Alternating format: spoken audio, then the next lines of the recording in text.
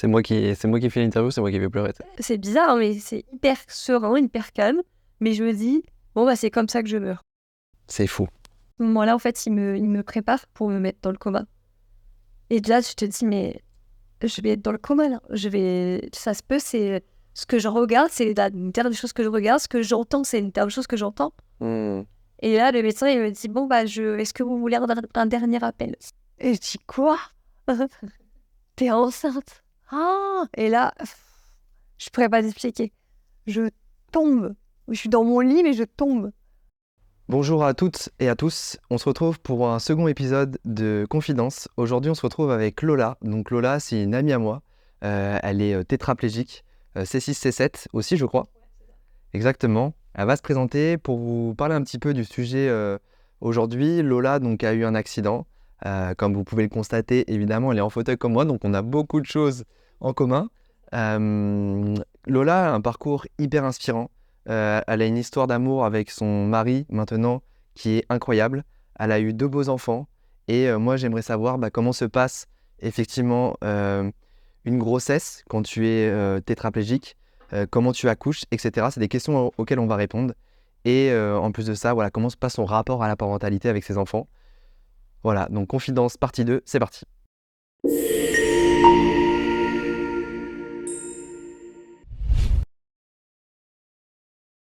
Salut Lola, Salut, comment ça va? ça va et toi?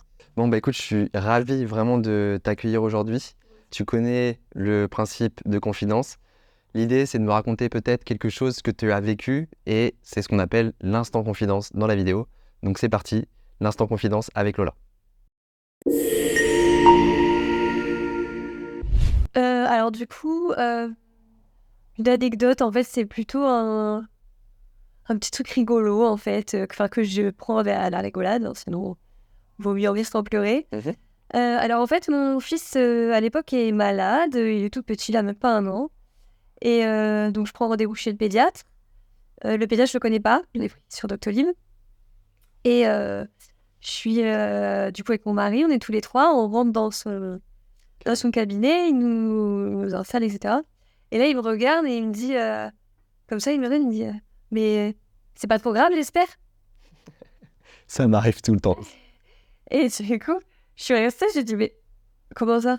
Et à la seconde, en fait, où je lui ai répondu, il m'a dit, mais non, mais d'accord, bon, c'est pas grave. Et c'était un médecin du coup? Un médecin, ouais. Bon, c'est vrai que je me dis, bon, en tant que médecin, c'est pas top. Mais bon, en vrai, on en a rigolé quand même. Moi j'ai une question, est-ce que le cabinet était adapté? Oui. Ouais, bon c'est déjà un bon point. Oui, pour une fois, ça va, ça a été adapté, mais trop drôle. Et du coup, j'avais trop envie de lui répondre, non, c'est pas très grave. Une petite tétraplégie, quoi. Rien de bien méchant. Rien de bien méchant. Bah écoute, ça va être un petit peu l'objet de cette vidéo. Je crois que tu avais une deuxième anecdote aussi à me raconter? Ouais, je suis à un cabaret. C'est un spectacle de magie. Et en fait, le magicien demande à un monsieur dans la salle de choisir trois femmes. Et il me choisit moi. Évidemment. Et donc on est tous assis, en fait, c'est un dîner spectacle. Et il nous demande d'écrire le prénom de notre ex. Donc c'est ce que je fais, etc. Et en fait, le magicien, moi j'étais la dernière. Le magicien appelle sur scène la première, la deuxième, et bien évidemment, il m'appelle moi.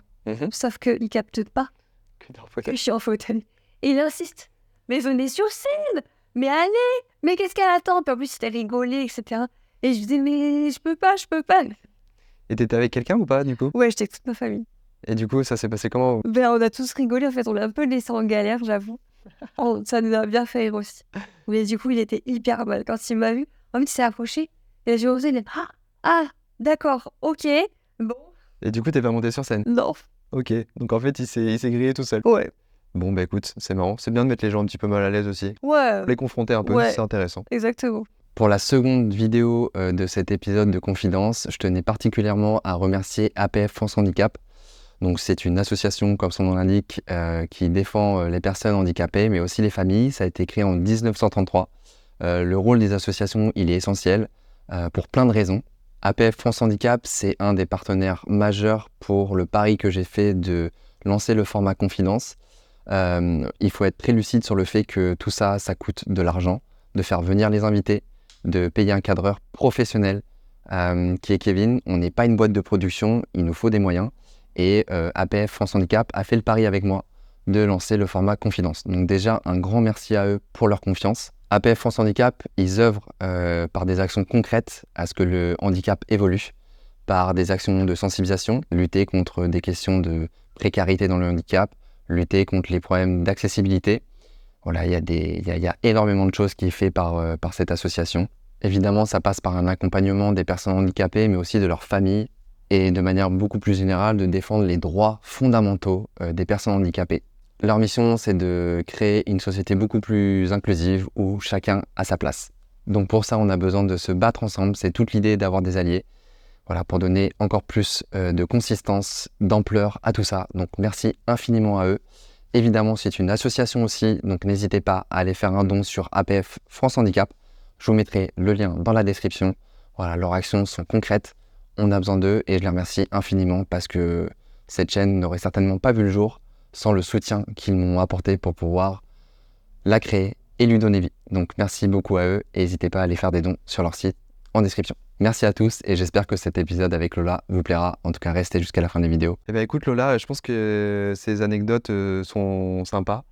Je pense que là, on va rentrer un petit peu plus dans le vif du sujet. Est-ce que tu peux me dire un petit peu qui tu étais avant ton accident? Et puis évidemment, après, on va rentrer un petit peu dans des détails. Et après, c'est aussi le principe de confidence, et c'est ce que j'expliquais un petit peu en off avec Lola. C'est que l'idée, voilà, c'est une zone safe. Ce qu'elle a envie de me raconter, elle me le raconte. S'il y a des choses où tu le sens pas, c'est pas grave. Vraiment, il faut que tu sois le plus à l'aise possible. Et voilà, l'idée, c'est de se saisir de quelque chose de magique, d'un bel instant. Et pour que la magie opère, il faut que les gens soient à l'aise. Donc voilà, sois toi-même et ça va bien se passer. Ouais. Bah, moi, de toute façon, tu sais, je suis très... À l'aise avec ça? Ouais, très à l'aise avec ça, j'arrive à parler facilement, donc il n'y a pas de problème. Ben, moi, avant l'accident, je suis quelqu'un de très dynamique. J'ai 2 boulots, je m'arrête jamais. Je suis très rarement chez moi, ou alors quand je suis chez moi, il y a 15 personnes. Tous mes potes, j'ai dans ma famille, je suis sans arrêt à droite à gauche, je bouge tout le temps. Et en fait, un jour, on va faire nos courses de Noël avec Adrien, mon chéri. Parce qu'on est 3 jours avant Noël. 3 jours avant Noël. Ouais. Et en fait, on va manger, etc. C'est la nuit. On prend la route pour rentrer à la maison. C'était pour aller faire des cadeaux, je crois. Ouais, c'est ça. Parce que j'ai lu un peu ton livre. On en reparlera. Oui, ouais, on en reparlera, Martin. Je vais me faire tacler, les gars. Je suis sensible. Et du coup, ouais, on est de faire nos cadeaux de Noël. Donc on repart à la maison et en fait, il pleut, on est sur une 2x2 voies. Et en fait, il y a une voiture qui nous suit de très très très près, qui nous fait des appels de phare parce qu'on ne roule pas assez vite. Donc Adrien se rabat et en fait, la voiture nous colle tellement qu'on n'a jamais vraiment su ce qui s'était passé, mais en gros, il y a eu une espèce d'appel d'air où on ne sait pas trop. La voiture nous a fait mettre sur le côté. Et vu que c'était de l'herbe, et hop, ça nous a fait glisser. Et je peux quand même préciser, parce que je crois pas que tu l'aies dit, mais tu as eu un accident donc, de voiture, on va en parler. Mais à ce moment-là, il y avait énormément de pluie, je crois. Ouais, il pleuvait fort. Du coup, Ça glissait. Et je te dis, vu qu'on venait de toucher l'herbe, ça nous a tout de suite fait partir la voiture. On a fait à peu près 5-6 tonneaux. Moi, les tonneaux, je les sens pas parce que je perds connaissance tout de suite. Et quand je me réveille, la voiture est complètement retournée, complètement écrasée. Moi, je suis à la limite d'avoir été éjectée sur le côté, en fait. Parce que je suis sur le côté et j'ai carrément mes fesses qui sortent de la fenêtre, en fait. Et dès que je me réveille, en fait, je sens tout de suite que... Enfin, je sens plus mes jambes, je sens que ça va pas et que voilà. Donc à ce moment-là, toi, tu es passagère. Donc je sais pas si tu veux citer son prénom, et si Adrien qui nous regarde est OK aussi pour citer... Enfin, du coup, je viens de le dire. Je suis con. Mais j'ai dit tout à l'heure qu'il s'appelle Adrien. Adrien. Bon, voilà, parce que je veux aussi... Ça fait aussi partie de confidence, c'est que la confidence, elle passe aussi parce que vous avez envie de me donner.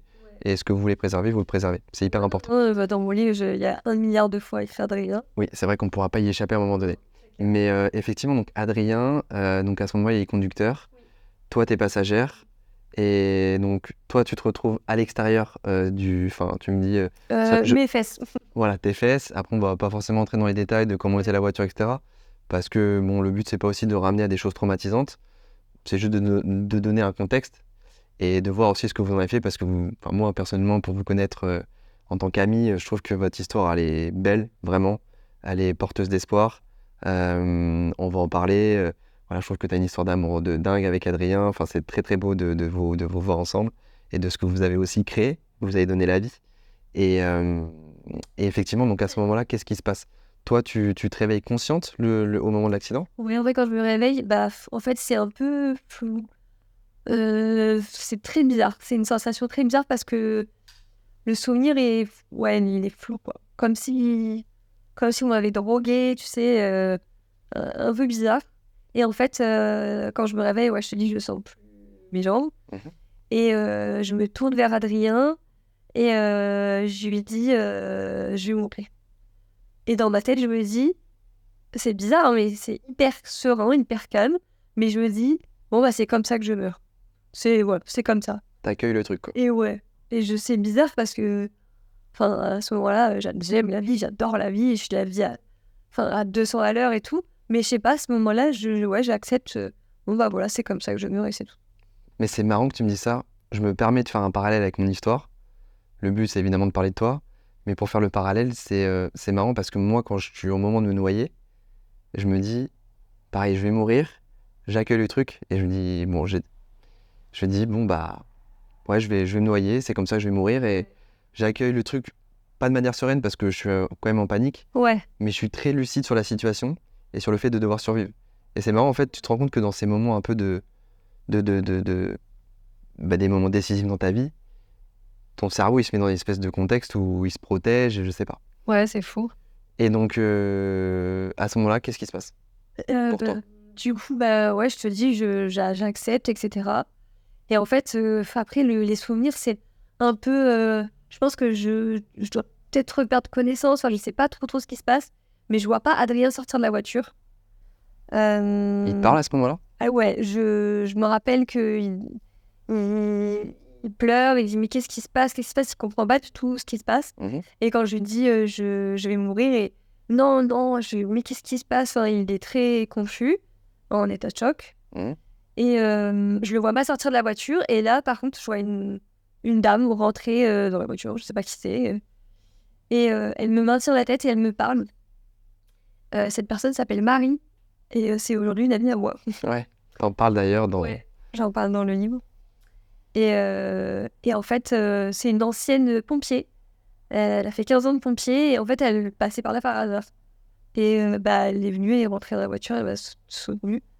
Parce que les pompiers ont quand même mis 45 minutes à me sortir de la voiture. À te sortir. Ouais, parce qu'il fallait découper la voiture, etc. Ouais. Donc, ils ont mis 45 bonnes minutes. Donc, ça a été... Voiture déglinguée. Ah ouais, la voiture était écrasée. Je précise que c'était une 106, donc c'est pas celle qui est en 107. 107, je vais me faire engueuler, putain. J'ai fait la même tout à l'heure au repas. Mais ouais, non, la 107, effectivement, c'est des carrosseries un peu de l'époque et forcément, je pense que le choc avec les voitures actuelles, bon, ça encaisse peut-être davantage. Donc, il se passe ça. Là, donc, t'as Marie qui arrive, qui te rassure, je crois. Ouais, elle me rassure beaucoup. Quand je commence à me réévanouir, elle me dit non, t'endors pas, reste avec moi, parle-moi, tu fais quoi dans la vie, tu t'appelles comment, t'as quel âge, enfin voilà, elle me fait parler, quoi. Mhm. Et donc, ouais, ça me rassure beaucoup. Et après, quand les pompiers finissent par me sortir de la voiture, c'est le souvenir que j'ai le plus, c'est la douleur à la nuque. Au moment où ils me sortent, c'est incontrôlable. Enfin, franchement, c'est une douleur, mais que j'ai jamais connue. Toi, t'as eu la douleur? Ouais, je me Parce que rappelle tu vois, cette douleur. moi, j'ai eu aucune douleur. Ouais. Aucun souvenir d'une douleur. Même au moment où t'as tapé. Que dalle. Ah ouais. Aucun souvenir, en tout cas. Ouais, c'est ça, je pense. Ouais, mais même sur la plage, je me souviens être allongé, dire puis mes jambes, j'arrive plus à les bouger, machin. Et pas de douleur. À ta nuque, Aucun t'as pas aucune douleur. Et je pense que peut-être un état de choc aussi, tu vois. Ouais, je pense. Ton corps, il sécrète Ouais, oui, c'est possible. des choses. Et à ce moment-là, donc là, il y a Marie. Et Adrien, il est où dans tout ça? Je sais pas trop. Je sais pas trop, mais... Parce que tout à l'heure, tu me disais une petite anecdote. Ouais, je pense que tu peux la raconter. Ouais, parce que je l'ai su après, du coup, parce que moi, je le voyais pas. Il est sorti dehors et en fait, il était en état de choc, un état de choc complet. Et en fait, il est parti fumer une cigarette à côté, quoi, comme si... Ouais, il était en état de choc, quoi. Donc, le mec va fumer sa clope juste après. Normal. Ouais. Petit accident. Sa meuf tétra, il fume une clope. Et le pire, c'est que c'est le premier truc qu'il raconte quand il appelle ses proches pour parler de l'accident. Pour annoncer, ouais. Voilà, donc on a eu un accident, on a fait 5-6 tonneaux. Lola, ça va pas. Et moi, je suis sortie de la voiture, j'ai fumé une cigarette. Faut qu'on aille en Espagne, on n'a plus de clope. Ouais, voilà, c'est ça. Voilà. Mais enfin, voilà, c'est sa façon à lui de s'être protégé, peut-être, je sais pas. En tout cas, il est en état de choc à ce moment-là. Et... Donc là, les pompiers arrivent, ils découpent la voiture, t'es emmené à l'hôpital, Ouais. t'es opéré. Ouais. Il se passe quoi? Donc, 10 heures d'opération, du coup. 10 heures. Ouais, 10 heures. J'ai eu, c'était 5 et 10. Ah, c'était 11 heures, du coup. Ok. Ça, on le laissera aussi, j'aime trop les... C'est vrai, tu vois. C'est vrai, on adore les vrais.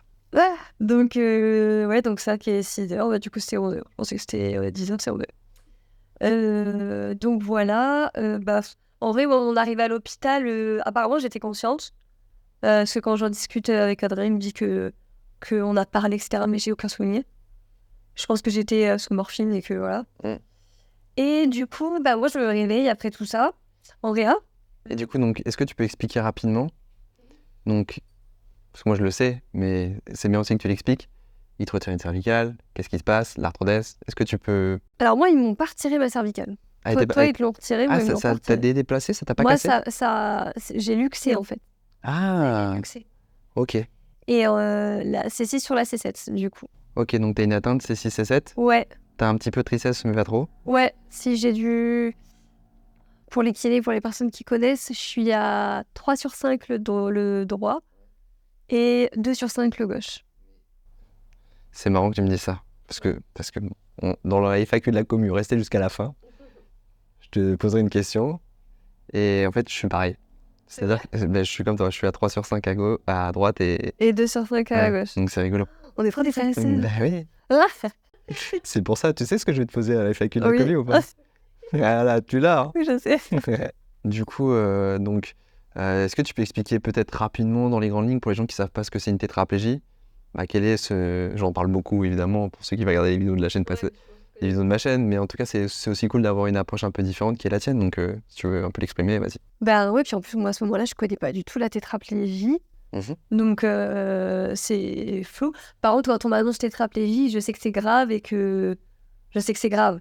Mais en soi, je connais pas. Mais en gros, en plus, moi, quand je me suis réveillée, je bougeais pas du tout. Ah ouais? Ouais, Mais t'es tétra complète ou incomplète? je suis incomplète. Ah ok, donc t'as récupéré. Ouais, j'ai récupéré. Ok. Et en fait, au tout début, même, tu sais, j'avais la minerve, forcément. Et même la tête, je me rappelle, il y avait une horloge juste là, comme ça, et j'arrivais même pas à le faire. J'avais des douleurs, forcément. Mais tu vois, mes épaules, tout ça, je bougeais pas du tout. Et c'est revenu peut-être le lendemain ou le surlendemain. C'est très léger. Épaules. Très progressif, assez rapide ou pas? En combien de temps t'as récupéré ce que t'as là, par exemple? Bah là, par exemple, les épaules, tu vois, c'était dans les jours qui suivaient. Le biceps, il me semble que c'était peut-être 1 ou 2 semaines après. Et le triceps, ça a été un peu plus haut. Ok. 3 mois, je crois. Et puis après, bon, il y a aussi cette réalité, c'est que souvent quand tu as un impact sur la moelle épinière, tu crées non seulement une atteinte sur la moelle épinière, mais tu as aussi un hématome qui se crée. Et il faut que ça se faut qu'il se résorbe en fait pour qu'il y ait des influx qui repassent. Et c'est certainement ce qui s'est un petit peu passé pour toi pour ta récupération. Donc là, à ce moment-là, tu te réveilles Enfin, genre, tu t'es fait opérer pendant 10 heures, ce que tu disais. Est-ce que tu te réveilles dans les jours qui suivent? Est-ce que tu es resté plusieurs jours dans le coma? Non, je suis pas restée dans le coma, pas cette fois. Après. Non, je me réveille quelques heures après. Mais trop sédatée, quoi. Je capte pas. Je me rappelle plus trop qui je vois.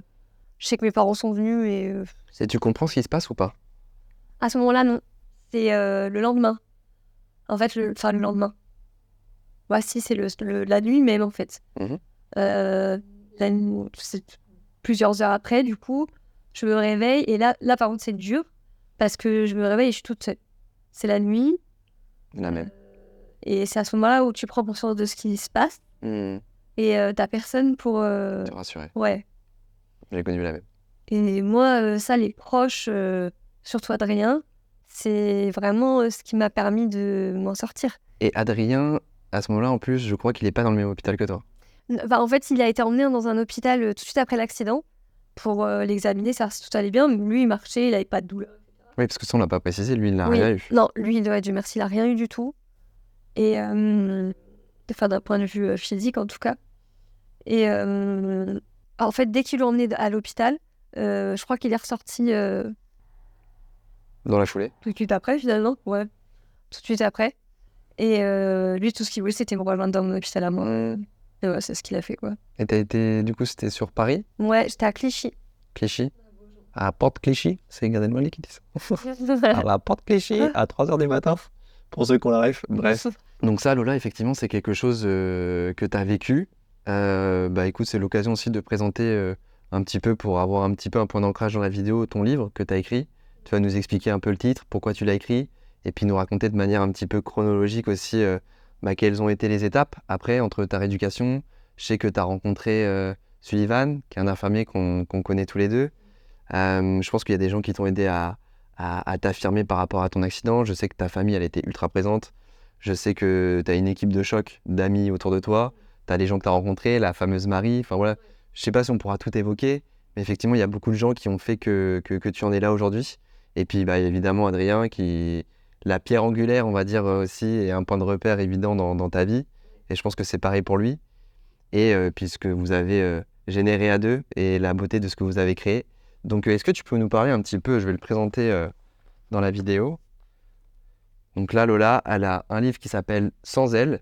Donc tu vas nous expliquer un petit peu, et puis tu vas nous dire aussi, tu peux le trouver sur quoi déjà? Amazon. Amazon, parce que tu l'as auto-édité, c'est ça? Ouais, c'est ça. Voilà, donc est-ce que tu peux nous raconter un petit peu? Ouais, du coup, j'ai écrit ce livre. Au tout départ, c'était pour moi. D'un seul coup, comme ça, j'ai eu envie d'écrire pour moi-même, pour me soulager, me faire du bien. Non pas que j'étais mal, hein, mais j'avais envie ça m'a fait du bien. Et après, je me suis dit que je ferais lire à Adrien, parce que je parle beaucoup de lui. Ouais, Je parle beaucoup de t'aurais dû lui. l'appeler Adrien. Ouais, c'est ça, By c'est Lola clair. Nardi. Et donc voilà, de base, c'était aussi pour lui. Puis après, je me suis dit pourquoi pas aussi pour mes proches. Et puis en plus, je me suis dit, en faire profiter toutes les personnes qui ont vécu les choses avec moi. Et après, c'est mes proches qui m'ont dit, pourquoi pas le faire lire aux autres, ça peut être intéressant. Bah, moi, je vais être très honnête avec toi. Je suis un homme. Les questions de la grossesse chez une femme, c'est pas forcément des choses qui me viennent tout de suite, parce que déjà, il faut que j'ai une meuf. 2, il faut que la nana avec qui je suis tombe enceinte. Donc c'est forcément des questions que je me suis pas encore posées, même si j'essaye en tout cas d'être attentif à tout ça. Et c'est des questions que je me pose, parce que moi je sais ce que c'est que d'être tétra. Mais tu vois, on va en parler après. Qu'est-ce que c'est que d'être tétra avec une grossesse, l'accouchement, etc. Et puis en plus, ton histoire elle est merveilleuse. On va en parler avec tes enfants, le bébé que tu sens, etc. Je tease un peu. Mais effectivement, donc tu racontes tout ça. Et ton parcours, je pense, et c'est pour ça que je t'ai fait venir dans Confidence, c'est que je pense que non seulement il va parler aux mamans, ton parcours il est ultra inspirant, et je pense qu'il va aussi rassurer beaucoup de personnes en fauteuil qui pourraient se retrouver nouvellement accidentées, ou qui trouvent une personne avec qui construire des projets de vie, notamment avoir des enfants. Et je pense que ton histoire, elle est ultra pertinente pour apporter des réponses aux questions que les gens se posent. Ouais.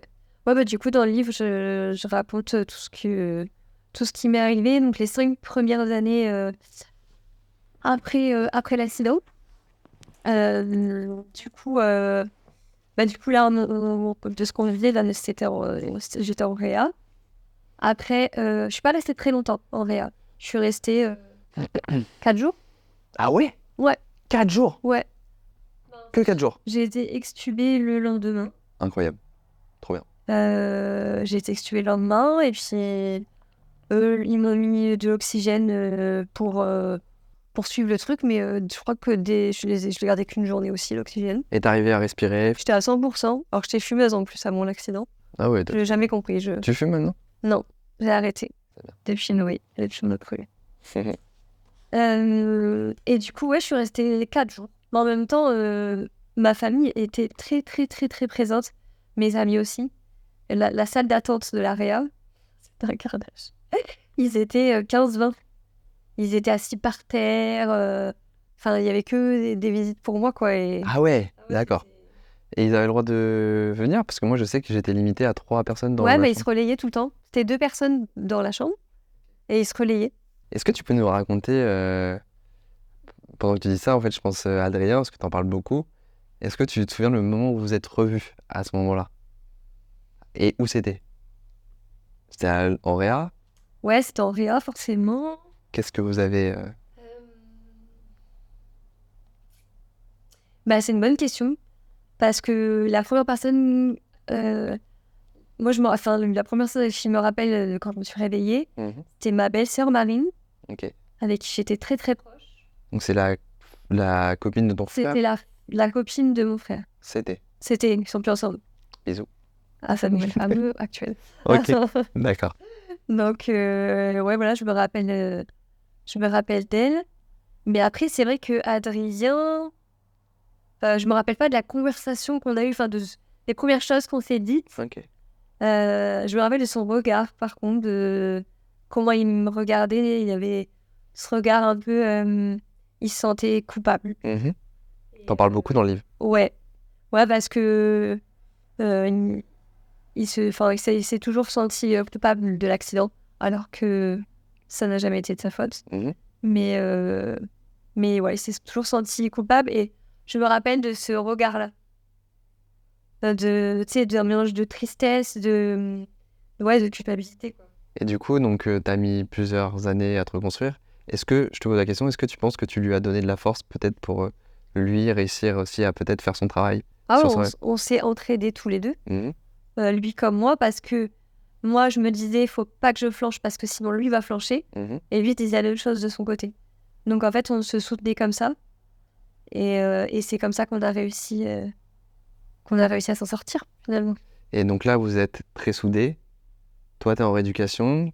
Donc, t'arrives en rééducation, comment ça se passe? Combien de temps tu restes? Alors du coup, j'arrive au centre rapidement. Je reste 2 semaines à l'hôpital. Donc moi, j'ai qu'une hâte, c'est de commencer la rééducation. Pour moi, à l'hôpital, je perds mon temps. Et en sachant qu'à l'hôpital, mon frère et Adrien me font déjà faire de la kiné, avec les bras, etc.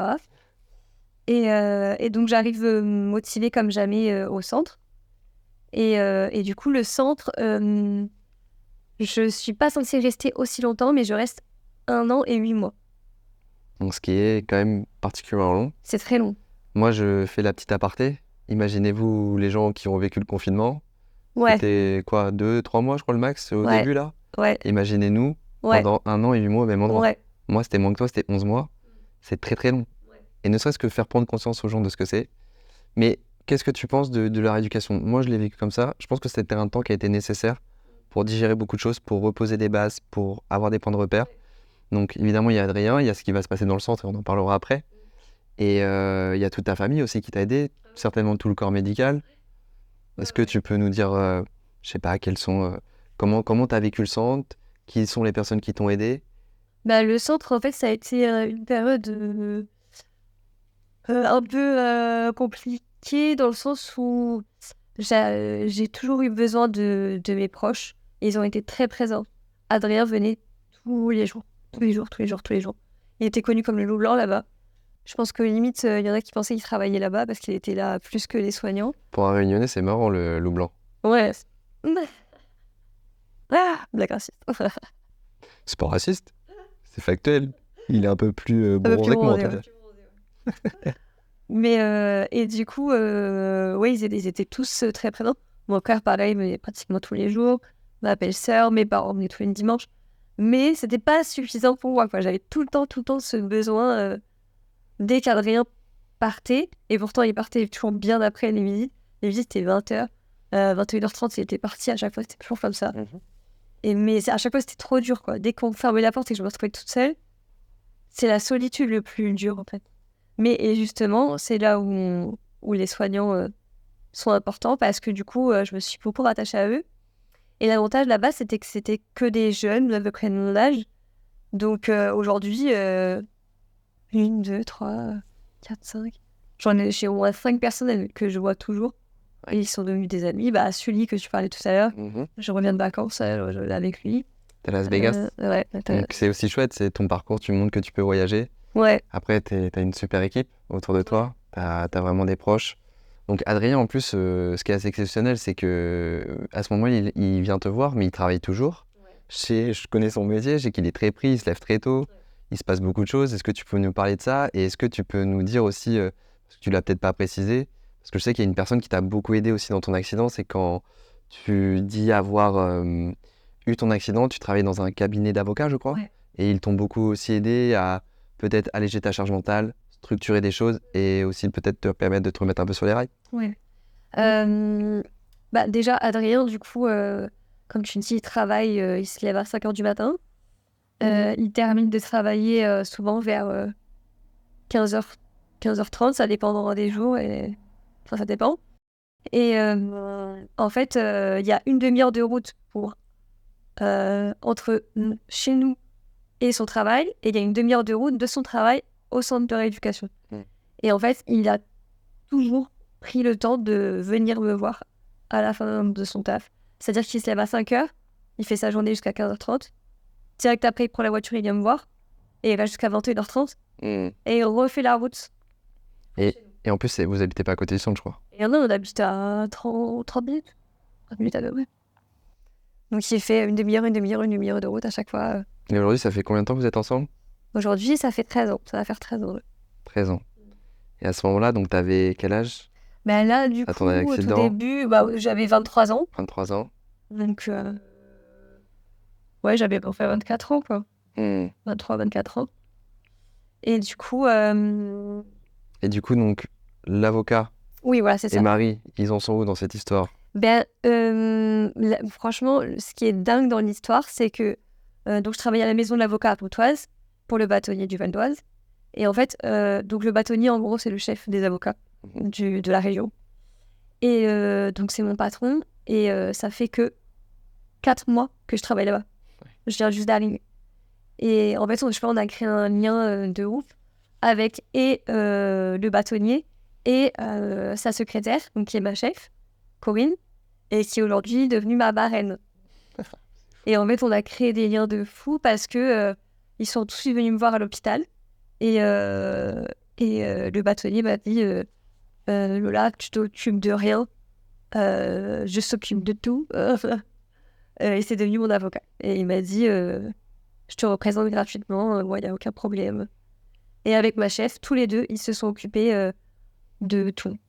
De l'administration, du lien avec l'assurance. T'as été bien accompagné par eux. Ouais. Le corps soignant aussi, j'imagine. Ouais. Ça t'a beaucoup aidé? Oui, parce que c'est les moments où je me retrouve seule, où c'est compliqué, et eux, ils sont là. Donc, ouais, c'est rassurant d'avoir quelqu'un, quoi. De pas être seul. Bien écoute, je pense que on va parler de quelque chose qui a fondamentalement changé ta vie et celle d'Adrien. Mais je pense qu'avant ça, on va parler de la petite rubrique l'instant citation, parce que c'est un petit peu les devoirs que je vous donne.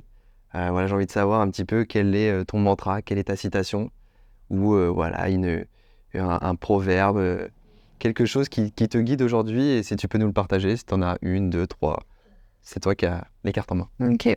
Donc c'est parti pour l'instant citation avec Lola. Alors du coup, moi, c'est pas vraiment une citation.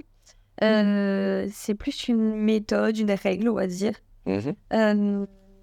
C'est la règle des 5 minutes de Elrod. Je sais pas si tu connais. Ça me dit quelque chose, c'est un Un écrivain conférencier américain, qui a écrit des bouquins. auteur, voilà, Ouais. c'est ça, exactement. Très inspirant. Et en fait, sa règle des 5 minutes, parce que si tu veux, moi, je me suis mis une carapace à partir du moment où je me suis réveillée. Jusqu'à des mois après l'accident, j'ai pas pleuré. Je me suis interdit de pleurer. Parce que je me suis dit, si je pleure, je vais pas me relever. Dans ma tête, c'était ça. Si je pleure, c'est mort, j'y arriverai pas. Donc je me suis interdit de pleurer, même toute seule. C'était mort, j'ai pas versé une larme pendant peut-être les 3 premiers mois à peu près. Et en fait, un jour, je me retrouve seule au centre. Les soignants arrivent, sauf que à l'époque, ma toilette, je la fais pas toute seule. Donc, j'ai besoin d'eux. Et en fait, ils arrivent tard et ils me font louper ma séance de kiné. Mon Dieu, c'était le drame pour moi. Donc, j'étais énervée, etc. Et en fait, d'un seul coup, je sens que j'ai envie de pleurer, chose qui n'est pas arrivée depuis le début. Donc, je me dépêche je leur dis, allez, on se dépêche, etc. Je les mets vite à la porte. Et je me retrouve dans la salle de bain. Et en fait, je me dis, mais là, faut que je pleure, ça va plus. Et donc, je me rappelle de cette méthode des 5 minutes. J'avais vu une vidéo de lui. Et en fait, les 5 minutes, c'est pendant 5 minutes, tu as le droit d'avoir des pensées horribles, de te mettre en colère, de crier, de pleurer, de faire tout ce que tu t'interdis de faire en général, mais que pendant 5 minutes. Et une fois que tu as passé ces 5 minutes, tu t'arrêtes. Et il faut que tu te dises à voix haute, je ne peux pas, je ne peux pas changer ça, je ne peux pas changer cette situation. Donc, il n'y a aucune valeur à ce que je veux que ce soit différent. Donc, ok, donc les 5 minutes de... Comment il s'appelle déjà? Elrod. Donc, on peut inviter les gens à aller voir. Voilà, j'irai voir aussi pour... Mais je crois que je l'ai lu dans le livre. Ouais, j'en parle. Donc là, on va passer un petit peu à la suite. Il y a un moment que moi, je trouve incroyable dans ta vie. Et tu vas le raconter parce qu'il s'est passé beaucoup de choses depuis. C'est que tu as eu 2 beaux enfants. Ouais. Et est-ce que tu peux nous raconter un petit peu ce qui se passe? Parce que je sais que ça se passe dans le centre de rééducation. Je vais pas te demander les détails. Mais, mais voilà, je pense que tu peux nous raconter tout ça. Ça va être passionnant. Je t'en prie, Lola, je te laisse la parole. En fait, c'était pas du tout prévu, cette première grossesse. C'est-à-dire que moi, j'avais pour projet d'avoir des enfants avant l'accident. Pour te dire, j'ai eu l'accident au mois de décembre et je devais arrêter ma pilule au mois de février. Bon, c'était prévu, c'était dans le projet. Mais avec l'accident, voilà quoi, c'était plus du tout la priorité. Vous deviez acheter une maison? Ouais, on a dû acheter une maison. On avait signé, on a dû tout annuler. Donc, ça a été très dur aussi. Dis-toi, j'ai toujours dans mon téléphone les photos de la maison. Je les ai jamais supprimées. Donc, je l'ai gardée parce que j'aimais trop cette maison. Qui n'était pas adaptée, c'est pour ça que... Elle n'était pas du tout adaptée, ouais. C'était une maison à étage, il y avait donc 2 escaliers pour rentrer. C'était pas du tout adapté. Et quand Adrien, il m'a dit qu'il fallait abandonner la maison et qu'il fallait revenir sur la signature, ça a été très très dur. Je lui ai dit non et tout, mais c'était pas possible quoi. En fait, du jour au lendemain, je me sens mal. Alors que j'étais à fond, j'étais au top au niveau de ma rééducation. Ça faisait 1 an pile que j'étais là-bas. Je me dis, c'est bon, je peux sortir, je suis bien, je vais à mes séances de kiné toute seule. Je peux passer 3-4 heures en salle de kiné à faire des pompes et tout, machin. Je suis vraiment au top de ma forme. Je suis pratiquement autonome. Franchement, je suis même autonome. Là-bas, vu que tout est adapté, j'ai été autonome. Et en fait, du jour au lendemain, je me sens pas bien. J'ai la tête qui tourne tout le temps. J'arrive plus à manger. Tout me dégoûte. Même les trucs que j'adore manger, tout me dégoûte. Et donc, le médecin est quand même très inquiet. T'es nauséeuse? Ouais, je me sens vraiment pas bien. Et il y a un truc qui me fait tilter aussi, c'est que je passe devant la chambre d'un collègue tétra. Et en fait, lui, il se parfumait à gogo. Et d'habitude, voilà, je passe toujours devant, je sens l'odeur, et voilà. Et là, l'odeur me donne envie de vomir, genre. J'ai vu un... Est-ce que tu veux expliquer, parce que tu vois, moi je me doute un petit peu du truc, mais en fait ça exacerbe tes sens, c'est ça? Quand t'es enceinte, il y a des choses qui se... Ouais, c'est ça, les odeurs, mais moi je sais pas à ce moment-là. Parce que, en vrai, moi mes copines, elles sont pas... Genre, j'en ai peut-être 1 ou 2 qui est tombée enceinte, mais pas plus, moi je connais rien. Donc moi, je devine pas que l'odeur d'un parfum, ça peut donner envie de vomir, quoi. Mais ça me fait bizarre, je me dis, mais il y a un truc qui va pas. Et le médecin, il me dit, bon, on va faire une prise de sang. Bêta SCG, là, pour savoir si je suis enceinte. Ça, c'est pareil, je savais même pas que ça s'appelait comme ça. Et il me dit, c'est pour écarter ça. Parce que lui, il y croit pas. Mais on fait la prise de sang et on verra. Et donc, je fais la prise de sang le matin. L'après-midi, Adrien me rejoint. Donc, on attend les résultats. Et Adrien, lui, il est limite content. Moi, je suis paniquée. C'est pas possible, si je suis enceinte. Non, c'est pas possible, je suis pas enceinte. C'est mort. Et Adrien dit si ça se peut, c'est ça. Machin, lui, il est tout excité. Donc. Il sourit derrière les caméras, là. Il est content. Et moi, je suis paniquée. Et en plus de ça, les résultats de la prise de sang n'arrivent pas. Il va arriver vers 17h. Il est déjà 20h. Il n'y a personne qui arrive. Donc, Adrien finit par partir, du coup, parce que l'infirmière nous dit bon, voilà, à mon avis, les résultats ont dû se perdre. Il faudra refaire une prise de sang. Et qui c'est qui t'a dit de faire la prise de sang alors à ce moment? C'est le médecin? Quoi? J'ai dit quoi? Je sais. Le médecin? Le médecin. Le médecin? Le matin, le médecin? Le matin, le médecin t'a dit de faire Et voilà, c'est ça, le médecin. Et oui, donc l'infirmière, elle nous dit là, si les résultats ne sont pas arrivés, c'est que ça a dû se perdre. Et il va falloir, puisqu'on est là, à ce moment-là, on est vendredi. Et elle me dit il va falloir refaire une prise de sang le lundi.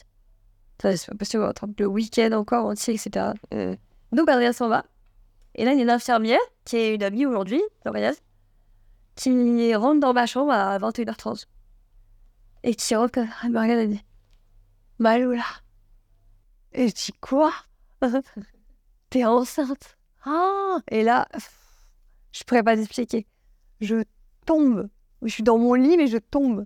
Je tombe de 1000 étages et j'ai le smile, mais vraiment le smile. Et je dis je sais pas comment réagir. Alors que j'ai le smile, quoi, tu vois, je suis trop contente, mais d'un sens, je suis pas prête, je suis pas. Enfin, ça fait 1 an que j'ai eu l'accident. Je commence à peine à connaître mon corps, que je vais devoir réapprendre à connaître un nouveau corps. Enfin... Et en plus, à ce moment-là, t'es encore au centre de l'éducation. Et je suis encore au centre de l'éducation, c'est ça le pire. Donc, tu n'es pas sorti, t'as pas pris tes repères de l'extérieur, t'as pour t'es enceinte. Bah oui, bon, c'est pas le moment du tout. C'est quoi donc tu ressens beaucoup de joie, mais aussi en fait beaucoup d'incertitude. Ouais, panique un peu. Panique et... Mais là, en fait, à ce moment-là, c'est surtout la joie. Alors que, je sais pas, c'est... Tu fais fi un peu du négatif. Ouais. Ça se fait tout seul, hein. C'est même pas moi dans ma tête qui me dit faut que tu sois contente, faut pas que tu penses à ces choses-là, ça se fait naturellement. Et comment ça a été accueilli par le corps médical? Parce que du coup, tout ça s'est su. Ouais, bah oui, bien sûr, du coup.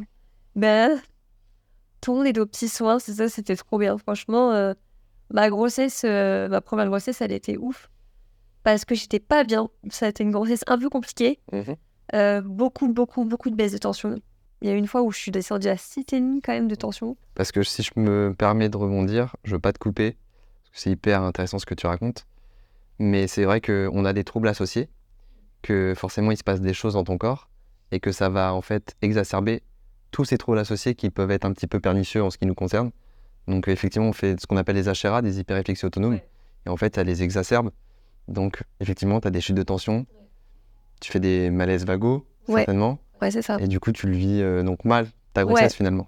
Ouais, vraiment très, très, très mal. Et je vis ma grossesse pratiquement toute la grossesse alitée. Tu doutes à ce moment-là? Ben, par rapport à quoi? Par rapport à l'accouchement? Par rapport à la suite? J'appréhende, mais en vrai, c'est bizarre parce que c'est contradictoire, mais j'ai pas peur en fait parce que je stresse pas. C'est bizarre parce que même une femme enceinte valide, souvent elle stresse l'accouchement et après comment je vais faire, etc. Mais je sais pas, on était tellement contents avec Adrien que ça dépassait tout. En fait, je le dis souvent, mais ce bébé, c'est la lumière au bout de notre long tunnel, tu vois. Et oui, ça nous a fait trop du bien, ça nous a sauvés. Et c'est pour ça, je pense que je ne l'ai pas vécu en mode stressé, en mode je me pose la milliard de questions. Alors forcément, je me pose des questions. Mais c'est pas est-ce que je vais... Enfin, je sais pas comment t'expliquer, mais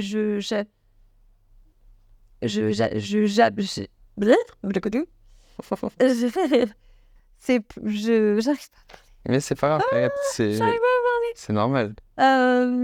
mais ouais, je sais pas, je le vois d'une bonne façon en fait. Puis parce qu'Adrien est aussi très positif. C'est une belle revanche. Et moi, j'ai une autre question, parce qu'on reviendra sur Adrien. On fait un peu monter la mayonnaise, parce que comment tu lui as annoncé. Mais ce que j'ai envie de savoir quand même dans le parcours de soins de maman tétraplégique enceinte, est-ce que tu as un protocole qui t'accompagne un peu plus spécifiquement par rapport à ta grossesse? Est-ce que ça se fait au centre d'éducation? Est-ce que ça se fait à l'extérieur? Est-ce que c'est une charge mentale que de devoir aller de rendez-vous en rendez-vous? Est-ce que tu peux nous parler peut-être aussi un petit peu de cet aspect-là? Parce que j'imagine que pour une femme enceinte, déjà de base, genre c'est beaucoup d'épreuves. Ouais. Et toi qui plus es, et en plus tu es au balbutiement de cette nouvelle vie aussi pour toi. Ouais. Bah, en fait, j'étais accompagnée. Donc, c'était pas au centre, c'était à Montsouris, l'hôpital de Montsouris à Paris, dans le 14e. C'est en service avec une sage-femme. Il n'y en a qu'une en France. De toute façon, j'ai eu la chance que ce soit à Paris. Et en fait, c'est un service pour les mamans handicapées, n'importe quel handicap. Et en fait, cette sage-femme, elle est super. Alors déjà, humainement, elle est super. Elle est en fauteuil. Ça, je le savais. J'attendais que tu le dises. Ouais. Et en fait, c'est génial parce que, ouais, c'est rassurant. Alors déjà, je ne m'attendais pas du tout. Parce que j'arrive à l'hôpital pour la première fois. Je sais qu'il y a ce service-là, donc je suis contente. Et là, je vois une petite dame en fauteuil arriver devant moi. Et elle me dit, Lola, c'est toi? Et là, je dis, mais waouh, elle est en fauteuil. Et C'est trop bien. j'ai une petite question. Elle a la même pathologie ou pas, tu sais? Non, c'est une maladie. Alors, je sais plus, je ne vais pas te dire de bêtises. Mais c'est une maladie et en fait, elle n'a pas toujours été en fauteuil. Mais là, ces dernières années-là, elle est en fauteuil et elle ne peut plus du tout se lever, elle ne peut plus du tout marcher. Donc j'imagine que tu as un rapport de confiance qui se crée et c'est peut-être rassurant aussi pour toi. Ouais, et en plus, elle connaît hyper bien les blessés médulaires. Elle sait ce que c'est des HRA. Parce que moi, à chaque fois que je parle d'HRA, les gens... et c'est normal. Hein, les gens sont pas hyper calés en euros. Bah non, mais c'est normal. Après, voilà. Puis en plus, chacun a ses HRA à sa façon. Donc voilà, et elle me connaît hyper bien. Elle connaît hyper bien la tétraplégie. Donc ouais, c'est hyper rassurant. Trop bien. C'est génial. Et donc ça te rassure. T'es bien accompagné. Et évidemment, on n'en a pas parlé. Mais comment tu l'annonces à notre ami Adrien? Alors c'est drôle parce que... Enfin, c'est drôle. Quand ma copine Lauriette vient de me l'annoncer à 21h30, Adrien est déjà parti, il est à la maison. Et j'ai qu'une envie, c'est de l'appeler pour lui dire, mais je me dis, c'est nul. Il va pas apprendre qu'il est papa comme ça. Donc je me retiens de lui dire jusqu'au lendemain, parce que là c'est vendredi soir. Et moi je pars en... Tu tiens plus sur tes jambes là. Je t'ai obligé. Ouais. Tu trépignes d'impatience. Oui, voilà. Et du coup, moi, ce week-end-là, je pars, comment on appelait ça? En permission. Et du coup, je me dis, bon, je vais attendre le lendemain matin qu'ils viennent me chercher pour aller en permission pour lui annoncer. Donc, je dors pas de la nuit. Parce que, déjà... Il doit se passer 1000 choses dans ta tête. L'état émotionnel, c'est quelque chose. Tu sais, j'en tremble, je me dis, mais... Et en plus, je regarde mon ventre, je me dis, mais je suis enceinte, il y a un bébé à l'intérieur de moi. C'est dingue. Ça, c'est très me fou. Et donc, le lendemain, Adrien vient me chercher, donc je le vois, je me retiens pour me le dire. Pendant tout le trajet, je me retiens. Et en fait, on arrive à la maison. Et je lui sors en une excuse pourrie. Je lui dis, hier, j'ai vu une émission sur la magie, etc. Et il y avait des énigmes, tu veux que je te les fasse? Donc, il me dit oui. Donc, j'en fais 2 vraies. Je sais plus desquelles. Je lui fais 2 énigmes. Et la dernière, je lui dis, alors là, c'est combien font 1 plus 1? Donc, il me dit 2. Je lui dis non. Il me dit 22. Je brûle ça, il dit 22. Je dis non. Et il dit 3. Il dit 1, 2, 3. Et en montrant mon ventre. Et je lui dis oui, mais il rigole. Il capte pas. Et je regarde, je essaie de regarder sur son regard, comme ça, je dis oui, Adrien, c'est ça. J'ai dit non, quel vrai. Et là, trop content, on se prend dans les bras et tout. Et Et à ce moment, en plus, c'est dans oh un. mon cœur, t'as les larmes aux yeux. Oh, Tu bailles ou tu pleures? oh, non, Essaye pas de nous avoir. tu vas pas pleurer aussi, arrête. Mais c'est trop beau. C'est génial. Ouais, ce moment, il est magique. C'est génial ce qui se passe déjà dans votre vie à ce moment-là. Ce qui se passe dans cette chambre, de tout l'espoir aussi que tu vas donner à des gens à travers ton témoignage. C'est passionnant. Et de manière. Bon, là, tu vois, on est dans vraiment quelque chose de très beau, mais de manière un peu plus pragmatique. Donc, toi, tu restes quand même tétra. Donc, voilà, on parlait des doutes, etc. Comment ça se passe, du coup, ta grossesse? Tu me dis que c'est allé un peu difficile, etc. Les mois qui précèdent, les semaines, les jours qui précèdent l'accouchement, est-ce que tu l'appréhendes? Et comment ça va se passer ce jour-là? Alors, c'est trop bizarre, mais j'y pense pas du tout. Je suis trop loin. En fait, à ce moment-là, nous, on vient d'acheter un appartement et il est en plein travaux pour être adapté à moi.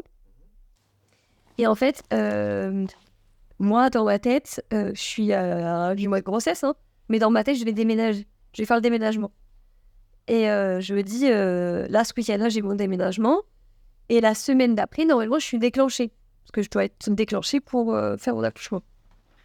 Et en fait, tout ne se passe pas comme prévu. Parce que le jeudi, moi, je devais être déclenchée le mardi ou mercredi d'après. Et en fait, le jeudi d'avant, je perds le bouchon muqueux. Est-ce que tu sais ce que c'est que le bouchon? Bah, explique, parce que Ouais. pour les mecs comme moi qui regardent la c'est vidéo, pour ça que je te dis. voilà, les femmes qui sont pas enceintes, bah, elles le sauront, celles qui vont le devenir. Bah, Et puis oui. celles qui le sont, elles vont se reconnaître aussi un petit peu en toi. En fait, le bouchon muqueux, je pourrais pas te dire exactement ce que c'est, parce que j'avoue, je ne sais pas trop. Mais en fait, c'est généralement, c'est en fin de grossesse, tu peux le perdre ou tu peux ne pas le perdre, c'est pas obligatoire. Mhm. Et il y en a qui le perdent sous la douche, qui se rendent même pas compte aux toilettes, etc. Mhm. Et c'est marrant parce que j'en parlais avec mon beau-frère juste avant, parce que lui, il avait une amie qui venait d'accoucher et elle avait perdu son bouchon muqueux. Elle est vite allée à l'hôpital et en fait, ils lui ont dit non, c'est pas pour tout de suite. Donc, en fait, perdre le bouchon muqueux, ça veut pas dire accouchement imminent. Donc, je perds le bouchon muqueux et je me dis, bon, bah, c'est pas imminent, donc c'est pas maintenant. Donc voilà, Adrien était venu, il m'avait ramené du McDo ce soir, je me rappelle. On avait mangé ensemble. Donc il dit que je perds le bouchon muqueux, etc. Et lui, il commence à paniquer et tout. Il me dit, t'es sûr, je peux rester s'il faut, machin. Non, ce sera pas pour ce soir, tout va bien. Moi, dans ma tête, c'est non, c'est pas pour ce soir. Donc il s'en va. T'es au centre de Je rééducation, suis au centre de rééducation. faut le préciser, ça. Oui, je suis au centre de rééducation. Adrien s'en va, il rentre chez lui, enfin chez nous. Et là, il y a des types de nuit qui arrivent. Et les types de nuit, normalement, c'est un relais entre deux de mes copines. C'est des copines proches, des infirmières. Et là, comme par hasard, ce soir-là, c'est un... Comment on appelle ça Intérimaire? Ouais, un intérimaire. Comment ils appellent ça Oh. Non, c'est un... Un vacant? Ouais, bon, bref, un intérimaire. Mhm. Et en fait, il était venu déjà quelques fois et pas trop de feeling, quoi. On s'entendait pas, très froid, voilà. Et donc, ils étaient deux. Et l'autre, c'était un étudiant que j'avais vu quelques fois aussi. Mais bon, voilà, quoi, c'était pas mes potes, quoi, tu vois. Donc, voilà. Oui, t'as pas le même rapport de confiance. Non, pas du tout. D'habitude, moi, l'équipe de nuit, ils viennent me voir, on parle 2 heures dans ma chambre, ils passent la nuit avec moi. Donc, voilà. Là, non. Voilà, donc je reste dans mon coin. Et en fait, au bout d'un moment, dans la soirée, je me rappelle, je regarde les pâtissiers. Parce que les gâteaux, ils me donnent trop envie. Et dans la soirée, grosse contraction. Mon ventre qui se durcit. Des grosses achéras. Grosses achéras. Je suis pas bien. Et je me dis, non, c'est mort. Dans ma tête, je sais pas pourquoi, mais même si je ressens tout ça, je me dis que c'est impossible pour moi que je vais accoucher. Impossible. Vu que c'est prévu dans une semaine, bah c'est pas possible. Et en fait, j'essaie de m'endormir. Donc j'arrive à m'endormir à 1h du matin. Et à 1h30 du matin, je me réveille, je m'assois. Et là, je perds les os dans mon lit. Et cette chaîne. Et donc, là, pas le choix, je sonne. J'appelle les soignants. Donc, en fait, il y avait un protocole qui avait été fait. Ils savaient ce qu'ils devaient faire, etc. Au cas où si je devais accoucher. C'est pas courant, quand même. Non. Sans mauvais jeu de mots. Non. Les femmes enceintes tétra dans un centre d'éducation. Ouais, voilà. À mon âge, Incroyable. j'étais la première. Et donc, ça se passe comment? Tu perds les os? Et là, comment tu vas à l'hôpital? Comment ça se passe? Ils avaient appelé l'ambulance en amont pour leur expliquer qu'à tout moment, je pouvais accoucher, etc. Donc, l'ambulance savait ce qu'elle avait à faire, elle vient. Je vois un médecin, entre-temps, un médecin de garde. Je sais même pas pourquoi je le vois. Il vient dans ma chambre, il soulève le truc. Oui, vous avez perdu les os. Oui, effectivement, vous allez accoucher. Oui, merci, docteur. Bien diagnostic. Et du coup, je pars à l'hôpital. Entre-temps, j'essaie d'attendrir. Donc, c'est la nuit, hein, il est presque 2h du matin, 2h30. Et Sachant qu'il se lève à 5h, donc. ouais. Donc, je l'appelle, il me répond pas. Je l'appelle 27 fois en tout. Enfin, il me répond pas. Et en plus, moi qui ai un caractère un peu, voilà, je m'énerve même pas. Je m'étonne. Je m'énerve même pas contre lui. Les règles des D'habitude, 5 j'aurais minutes? pété un câble. C'est les règles des 5 minutes? Ouais, c'est peut-être ça, ouais, j'avoue. Et en fait, non, je me dis surtout, s'il répond pas, il va peut-être louper l'arrivée de son fils. Et là, franchement, il va être déçu, quoi. Donc, j'appelle. Donc, j'arrive à l'hôpital. Je devais accoucher avec ma sage-femme, du coup, vu que ça devait être déclenché. Sauf qu'elle n'est pas là. Donc là, je stresse, parce que je me dis, mon Dieu, ils vont me faire une césarienne, ça va pas le faire du tout. Alors qu'on m'avait très bien dit que je pouvais accoucher naturellement. Alors ça, Ouais. voilà, je pense que ça va être aussi un des instants de confidence particuliers et tu vas le raconter. Moi, je trouve ça fantastique, c'est que tu es paralysée. Tu ressens le bébé pendant ta grossesse? Ouais. Ça, surtout que ma sage-femme, elle m'avait prévenu qu'il y avait de fortes possibilités pour que je le sente pas. Et en fait, au bout du 3e mois à peu près, je commence à sentir des petits papillons dans le ventre. Je me dis, mais non, c'est pas ça. Donc là, à ce moment-là, tu ressens des papillons dans le ventre, ce que tu dis. Ouais. Et donc, ouais, en fait, tu sens ton bébé. Donc, c'est extraordinaire quand même pour une personne tétraplégique. Ouais, c'est fou. J'aurais jamais cru, franchement. Et en plus, même des fois, c'est hyper dérangeant. Des fois, il vient se mettre dans mes côtes. Je le sens, mais j'adore, en fait. Enfin, je suis... Déjà, une femme enceinte, en temps normal, je pense qu'elle aime sentir son bébé bouger. Mais moi, c'est d'autant plus... Fort. Ouais, c'est une victoire. Alors que, voilà, enfin, je sais pas, je le prends comme une victoire, genre, yes, je peux le faire.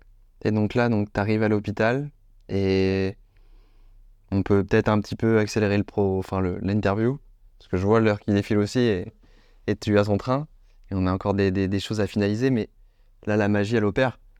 Parce que pour moi, ce que je trouve fascinant, c'est que tu es tétra, tu ne contractes aucun de tes muscles à partir de tes pectoraux.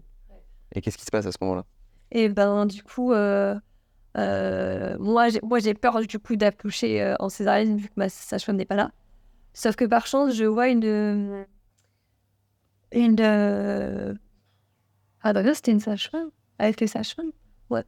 Une sage-femme que j'avais déjà vue à Montsouris, qui était présente à une de mes échographies. Et donc je me dis, ouf, elle me connaît, elle sait que je dois accoucher en voix basse. Donc elle est là, elle me rassure, etc. Et elle me dit, bon, bah, je vais regarder. Donc quand j'arrive, mon col est complètement déjà ouvert. Bon, je suis à 10. Donc elle me dit, bon, bah, on va pas tarder à y aller. Sauf qu'Adrien n'est toujours pas là. Et donc il finit par me répondre quand il se réveille. Donc là, il s'était réveillé à 4h. Parce qu'il commençait à 5h. Là. Donc il se réveille à 4h. Et donc il finit par me répondre. Je lui dis, bon, bah, là je suis en train d'accoucher. Quoi, t'es en train d'accoucher? T'es en train d'accoucher 2 fois suite, il me dit. Et je dis, ouais, je suis à Montsouris. Oh, quoi? T'es à Montsouris? T'es à Montsouris? Il me répète 2 fois le même truc, il est choqué, il vient de se réveiller, il comprend pas ce qui se passe. Et pareil, une fois plus, il va prendre sa douche, tranquille. Je suis mis une clope sous la douche. Mais tu sais, des fois, je pense que c'est sa façon à lui d'avoir réagi encore une fois au truc. Et il arrive à 5h15 et Noé arrive à 5h45. Et tu accouches. Et j'accouche naturellement, en voie basse. Et ça, c'est extraordinaire. Ouais. Alors, Noé a beaucoup fait le travail. La sage-femme me disait, il poussait avec sa tête, en fait, il voulait sortir. Mmh. Et c'était beaucoup d'exercices de respiration que j'avais vu avec ma sage-femme. Et pareil, j'ai eu la péridurale parce que les HRA, les contractions étaient trop fortes. Et du coup, après ça m'a fait beaucoup de bien. Mais ouais, sinon, accouchement ou à basse naturelle. Et en plus, j'ai même pas besoin d'être déclenchée. J'ai perdu les os naturellement, ça a été tout naturel, c'était fou. C'est fou. Ouais. C'est fou. C'est fou. Je vois le temps qui passe. On a encore du temps, mais je sais que tu as encore beaucoup de choses à dire, donc je vais essayer d'un petit peu t'orienter pour voilà, qu'on ait le temps de tout faire. C'est un petit peu les aléas du direct. Mais effectivement, donc tu accouches de Noé, donc là, victoire, Ouais, incroyable. ouais. Donc là, incroyable. Mm. Tu as donc Noé, qui a quel âge maintenant? Là, il va avoir 5 ans. 5 ans, Ouais. donc ça court partout. Ouais. Difficile de courir après. Ouais, c'est clair. Oh, bah, non, franchement, mes enfants, ils sont très. Ils captent très vite et. Bah, ils t'ont connu comme ça. Ouais. Et ils savent que. Ils savent. Ils m'aident beaucoup. Par exemple, c'est un truc tout bête, mais je vais faire tomber un truc. J'ai même pas le temps d'essayer de le ramasser, qu'ils me le ramassent déjà, quoi. Ouais. C'est naturel. Ils sont hyper bienveillants. Et moi, je l'ai vécu parce qu'on a été l'année dernière, l'été, on a passé une petite semaine ensemble. Ouais. Et en fait, je l'ai vu, déjà le rapport de tes enfants, même avec moi. Ouais. Donc, tu as aussi Loïs, donc on peut aussi en parler. J'ai pas envie de parler à ta place, mais je vois le temps qui défile, encore une fois, je suis désolé. Mais effectivement, donc tu as Loïs qui, elle, a né quelques années après, Ouais. 2022. Donc maintenant, Loïs, elle a quel âge?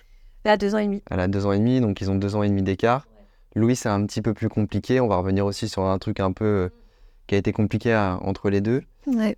Et effectivement, Loïs, 2 ans et demi maintenant. Ouais. Elle, par contre, tu l'as eu par césarienne. Ouais, parce qu'elle a pas voulu se retourner.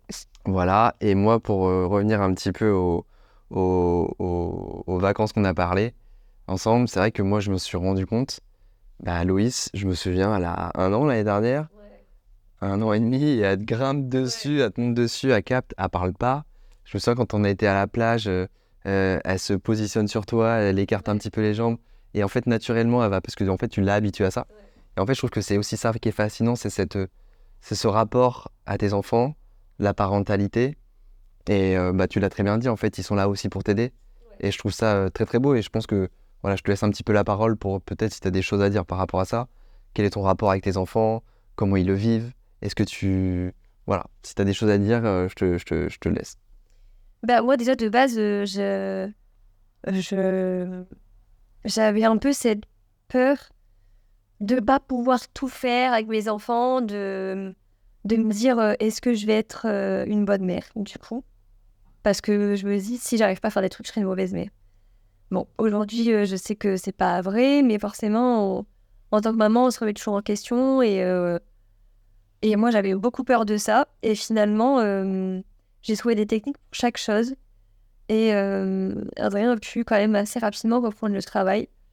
Et j'ai pu m'occuper des enfants de A à Z. Les couches, les douches, Tu fais les tout bains, seul, je sais. Tu changes les couches, Ouais, tu as trouvé tes techniques. ouais. C'est incroyable. Et pareil, au niveau de l'organisation, voilà, les enfants sont en bas âge, il y a l'école, il y a Adrien qui travaille, il y a toi qui es tétra, tu as tes contraintes aussi avec les auxiliaires, etc. Ouais. Comment ça s'organise en ce moment pour vous et comment ça se passe? Bah, c'est un peu sport. C'est un peu sport parce que bah, déjà, en temps normal, je pense que tout le monde dirait d'avoir 2 enfants en bas âge, c'est sport. Parce que oui, comme tu dis, faut que je m'occupe de Noé. Il a 5 ans, il est grand, il s'habille tout seul, mais faut que je le gère quand même. Faut que je m'occupe de son petit-déj, faut que je choisisse ses vêtements. Si je lui dis pas d'aller faire pipi, il va pas faire pipi. Voilà, des trucs comme ça. Loïs, bah, c'est pareil, faut que je l'habille, faut que je lui change la couche, faut que je prépare son biberon. Et en même temps, moi, j'ai mes soins à moi. Donc le matin, qui dure un peu plus longtemps. Donc l'auxiliaire, elle est là. Mais par contre, elle est là pour moi, m'aider à faire mes soins, etc. Et par contre, j'ai toujours dit à toutes mes auxiliaires, les enfants, c'est moi qui les gère. Et ça, je mets un point d'honneur là-dessus. Je veux pas que quelqu'un d'autre s'occupe de mes enfants. Et même si je suis à la bourre, c'est horrible parce que c'est un truc... c'est dans la tête, hein, je le sais. Et c'est débile de réagir comme ça. Mais même si je suis à la bourre et que je cours partout et qu'il me reste que 2 minutes, et ben c'est moi, c'est moi qui m'occupe de mes enfants, je m'occupe de ma fille. Et je demande rien à personne et je n'ai pas le droit à m'occuper moi-même de ma fille. Mais c'est génial parce que tu as en fait réussi à organiser tout ça. Je pense que bon, c'est une belle revanche. Toi, c'était un petit peu, je crois, d'avoir lu ça dans ton livre. Et tu peux me tacler, c'est le moment. Oui, parce que Martin n'a pas fini de lire mon J'ai pas fini de lire tout le livre, mais bon, je connais aussi un petit peu ton histoire de manière un peu plus personnelle. Bah écoute, moi, je trouve ça évidemment passionnant. Je pense que c'est incroyable que tu aies réussi à organiser en fait tout ça. Toute cette organisation en plus de celle que on se doit d'avoir quand on est jeune couple ou en tout cas jeune parent. Donc je trouve ça extraordinaire, je pense que ton témoignage il va vraiment aider beaucoup de personnes. Donc ce qui est super chouette aussi, c'est que voilà, tu as ce rapport à la parentalité, comment tu te construis. Bon, je sais pas si tu es trop réseau, etc., si tu as envie que les gens te rejoignent. Je sais pas, ça c'est à toi de me le dire. Oui, si, après, oui. Après, je me souviens l'année dernière... Oui, j'ai accepté, ça y est, j'ai accepté. T'acceptes ? Ouais. Bon, après, tu fais peut-être le tri, mais effectivement, parce que t'es quelqu'un qui se préserve aussi beaucoup. Adrien, je sais qu'il est discret aussi, qu'il se préserve. Ouais, c'est ça. Et vous avez raison aussi. Enfin, voilà, je pense que les réseaux, c'est bien. On a besoin de partager des choses, mais on a aussi notre part de notre personnalité, notre part de pudeur, etc. Et c'est important de la conserver. Par contre, effectivement, donc, tu as eu Noé et Loïs, mais tu as quand même vécu quelque chose de très compliqué entre les deux, où tu as de nouveau failli perdre la vie. Et je pense que c'est important aussi que tu racontes et de raconter aussi à quel point le fait d'avoir pensé à ton fils, ça t'a aussi sauvé la vie finalement. Ouais. Bah en fait, je suis tombée malade, un truc tout bête. Je me suis chopé un truc que Noé avait, qui lui-même s'était chopé à la crèche, tout vraiment bête. Sauf que les tétraplégiques n'ont pas d'abdos. Pour tousser, c'est très très compliqué. C'est le max que je peux te faire. Donc la toux n'est pas efficace. Donc forcément, c'est compliqué de pouvoir expectorer. Et du coup, en fait, à force de ne pas pouvoir tousser, je me suis infecté les seins. Et en fait, c'est allé très très loin parce que je suis allée à l'hôpital. Ma première hospitalisation, en fait, ils m'ont branché de partout. Et j'avais une perfusion à la jugulaire. Et alors déjà, je trouvais ça un peu impressionnant. Et en fait, au moment où ils ont voulu me l'enlever, l'infirmière l'a pas bien fait. Je sais pas ce qui s'est passé exactement. Mais en fait, j'ai fait une embolie gazeuse. C'est-à-dire qu'il y a une bulle d'air qui est rentrée dans mon sang et qui a fait que j'ai désaturé. J'étais saturée à 64. Je me sentais clairement partir, quoi. Là, à ce moment-là, j'ai vraiment... Donc, est-ce que tu peux expliquer rapidement ce que c'est ? En fait, c'est une bulle d'air en fait, qui rentre dans ton sang. Ouais, c'est ça. Et en fait, généralement, les embolies gazeuses, c'est très, très souvent fatal. Parce que soit la bulle d'air se déplace au cerveau et il y a des conséquences neurologiques irréversibles, quoi. Ouais, voilà. Soit ça descend dans le cœur et le cœur s'arrête. Et comment en fait cette bulle d'air se crée ? Alors en fait c'est ce que je sais pas exactement, mais en fait au moment où elle enlève la perfusion, il y a une manipulation à faire en fait en tant que c'est un soin infirmier, quoi, donc je sais pas exactement ce que c'est, mais il y a une bonne manipulation à faire exactement et elle l'a pas bien faite et du coup la bulle d'air est entrée dans le sang. Et moi dans mon malheur, j'ai eu de la chance parce que la bulle d'air s'est déplacée dans mon cou. On me l'a fait grave. Et du coup, j'ai été... je me suis sentie partir, quoi. Je partais. Et là, c'était comme dans les films, genre une dizaine de soignants autour de moi. Elle désature, attention, machin et tout, machin. Et donc, je sais pas comment, mais je finis par revenir. Parce qu'à ce moment-là, je me dis Noé. Je pense qu'à lui, je pense qu'à mon fils. Noé. Et tu sais, j'ai vraiment cette sensation de tenir une corde, de la tenir fort, et de dire allez Noé. Et je remonte. Et donc, je finis par revenir à moi. Et là, ils me font 1 milliard d'examens, un scanner, électrocardiogramme, machin et tout. Et donc, ils finissent par savoir que c'est une embolie gazeuse. Et ils m'emmènent à Garches en urgence pour faire... Comment ça s'appelle? La caisson de... Voilà. Pour faire un caisson de pressurisation. En fait, c'est comme pour par exemple, les personnes qui ont été dans un incendie pour évacuer un peu le... Bref, nettoyer le sang. Ouais. Tu fais un reset de ton corps. Ouais, c'est ça. Parce que je sais qu'André, il le sait mieux que moi, alors... Et du coup, ouais, voilà, c'est pour nettoyer le sang. C'est un espèce de sous-marin. Ça me fait penser à ça. Où tu es à l'intérieur avec un médecin et il te fait faire des exercices de respiration pour te boucher les oreilles, etc. Parce qu'en fait, ça simule... T'as peur à ce moment-là? Ah ouais, bah, clairement. Parce que déjà, enfin, peur. J'ai même pas peur par rapport à ma vie, parce que je sais que ça s'est passé, je m'en suis sortie. Ok. J'ai juste peur parce que je suis très claustrophobe dû à un accident, et que c'est un tout petit truc.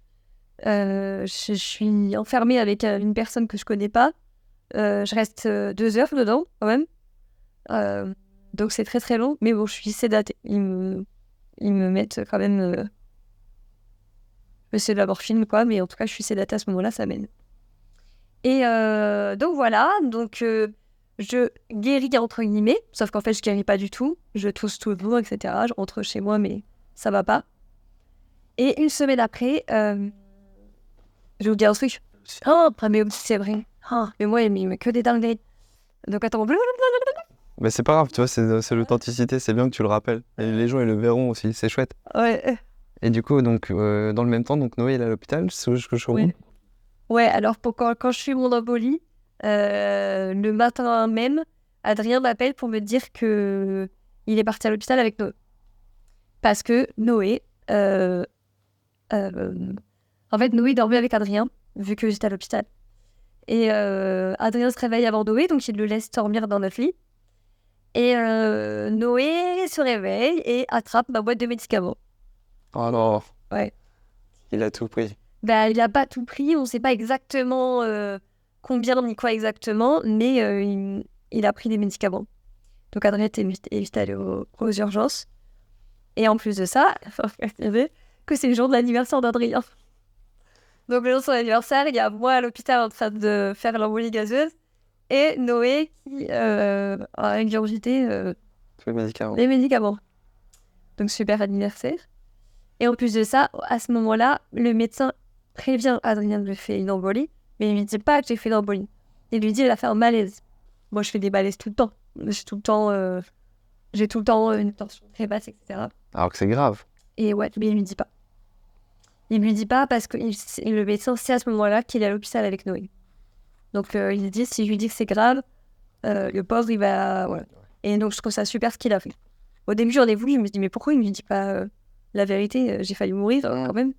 Et en fait, c'était pour nous préserver tous, quoi. Donc j'ai trouvé ça beau.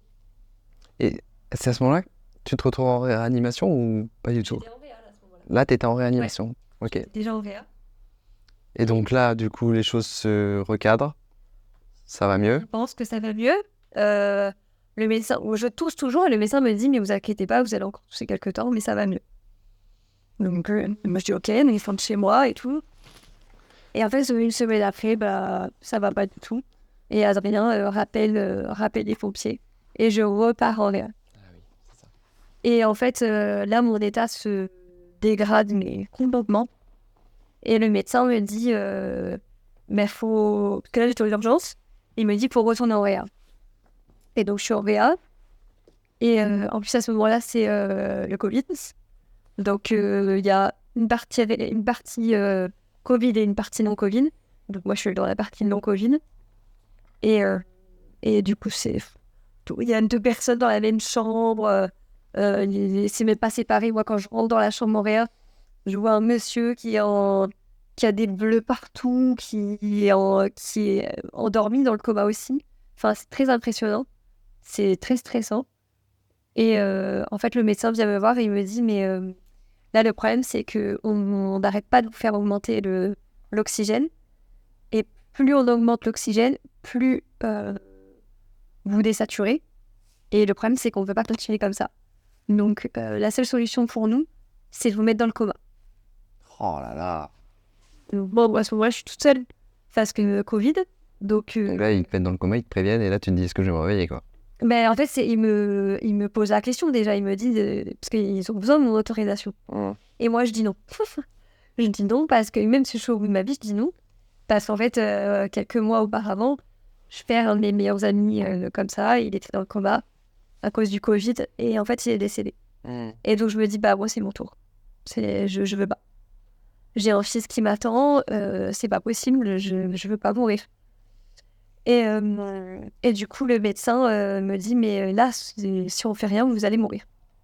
Et quand t'as un médecin qui te dit ça, tu te dis, ben, t'as pas de choix. Ouais. T'as pas le choix. Donc, ben, j'accepte. J'accepte très, très difficilement. Et à ce moment-là, en fait, il me prépare pour me mettre dans le coma. Et là, tu te dis, mais je vais être dans le coma, là.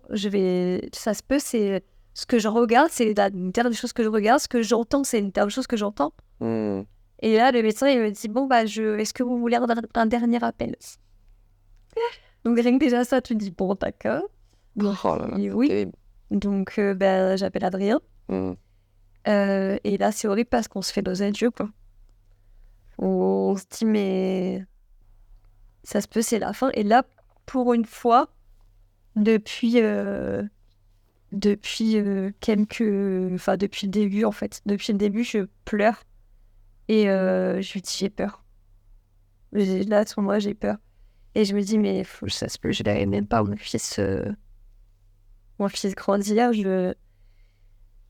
C'est moi qui fais l'interview, c'est moi qui vais pleurer. Ah, c'est ouf. Et ouais, et du coup, voilà, on se fait nos adieux, quoi. Clairement, on se fait nos adieux. Et là, je raccroche. Et là, on m'endort. Et là, coma. Pendant 3 jours, à peu près. C'est fou. C'est fou. Ouais. Et donc, tu te réveilles, Ouais. t'es en vie. Ouais, je suis vivante, yes. Et réveil compliqué parce que après un coma, c'est quand même chaud, mais ouais, c'est ça, je suis vivante. Voilà. Tout ce qui compte, je suis vivante et je veux voir Adrien, je veux voir mon fils, je veux rentrer chez moi. Et c'est ce qui se passe. Bah ouais. Tu rentres chez toi, Après, les choses rentrent dans l'ordre. Ouais. Et Vas-y. Et je me ressens mal, sauf que pour une raison différente cette fois, c'est que je suis retombée enceinte. On était très contents de se retrouver avec Adrien, du coup. Putain, mais c'est génial. Mais du coup, c'est cool parce que ça me permet d'enchaîner. Bah écoute, moi déjà, je trouve que tu as une histoire qui est exceptionnelle. Ta relation avec Adrien, ta famille, on n'a pas pu parler de tout. Tes enfants, ton rapport à la parentalité, ta grossesse. On a dit beaucoup de choses. Donc voilà, je trouve l'histoire, elle est folle, elle est dingue, elle est belle. Et voilà, vous en avez fait quelque chose d'incroyable tous les 4 maintenant. Et bon, c'est pas ce qui fait la valeur d'un enfant, mais en plus de ça, voilà, le mélange réunionnais, parce que Adrien est d'origine réunionnaise, toi qui as les yeux clairs, etc. Bah, bon, pour avoir les enfants, c'est 2 beaux enfants. Ouais. Donc pour ça, bravo. Et puis ils sont super chouettes, voilà, ça reste des enfants, ils ont leur moment, etc. Mais pour l'avoir vécu avec vous, c'est vraiment des gamins incroyables. Et voilà, donc je te remercie pour ton témoignage parce que je pense que ça va aider des gens. Et du coup, on va passer à la séquence, la FAQ de la commu, parce que j'ai posé la question à ma communauté de savoir s'ils avaient des questions à te poser à toi. Donc voilà, pour les gens qui ne me suivent pas sur Instagram, l'idée c'est que vous alliez sur mon compte Instagram Elmarticino et vous pouvez poser des questions aux prochains invités avec un S. Voilà, de façon à ce que si vous avez des questions, vous pourrez leur poser, c'est aussi votre moment. Donc voilà, je vais te poser les questions qu'on m'a posées. Allez. Et tu vas y répondre. Allez. Donc c'est parti pour la FAQ de la commu avec Lola. Moi j'ai une première question. Tu sais laquelle c'est ? Ça, je te vois, je me doute. Ça serait pas ta soeur jumelle à la naissance ? Est-ce que... Mais qui a posé cette question ? Mais qui a posé cette question ? Bon bref, en gros c'est Lola qui me pose cette question. Et en fait c'est marrant tout à l'heure parce qu'on me parlait qu'on avait les mêmes triceps et tout. Et bon c'est vrai qu'on a une connexion déjà du fait du fauteuil, etc. Du coup, ça m'a fait rire, j'étais obligé de la poser. Donc en fait, c'est Lola qui posait une question pour elle-même pour la vidéo. C'est Inception. Alors, je vois le temps qui passe, on va essayer d'avoir quelques questions qui m'ont, moi, interpellé. On ne pourra pas répondre à tout le monde.